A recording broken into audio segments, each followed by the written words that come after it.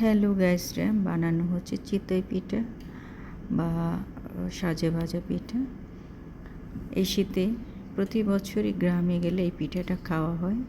এবছরও মা আমাদের মাঝ থেকে হারিয়ে গিয়েছে। এখন মায়ের দায়িত্বটা পালন করছে আমার বড় বোন।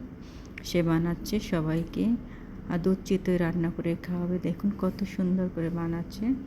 আমি এখান থেকে কয়েকটি নিয়ে গরম গরম পিঠা আমি খেয়ে নিয়েছি, কারণ আমার চুলার উপর থেকে তুলে নিয়ে পিঠা খেতে ভীষণ ভালো লাগে। দেখুন সরা দিয়ে ঢেকে দিল এবং সরার উপরে দেখেন কিছু পানি দেওয়া হয়েছে। পানিটা দেওয়ার কারণ হলো পিঠা নাকি ফুলে। তো আমি জানতাম না, জাস্ট আমি জিজ্ঞাসা করেছিলাম পানিটা কেন দেওয়া হলো, তাই জেনে নিলাম। তো এখন দেখেন এই যে কাঁচি দিয়ে এটিকে খুঁড়ে খুঁড়ে উঠানো হচ্ছে।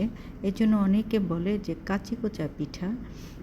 দেখুন কত সুন্দর পিঠাটা হচ্ছে এবং আস্তে আস্তে করে আমার বোন এটিকে উঠাচ্ছে। একটা পিঠাও ভাঙেনি, সবকটা পিঠাই খুবই সুন্দর হয়েছে এবং সব কিছু পারফেক্ট ছিল। লবণ বলেন এবং ফুলে ফুলে এগুলো দেখুন কত সুন্দর হয়েছে। তো আমার কাছে খুবই ভালো লাগছে।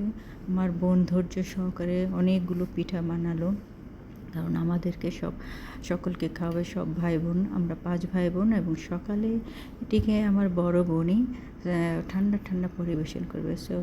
সবাইকে ধন্যবাদ দেখার জন্য।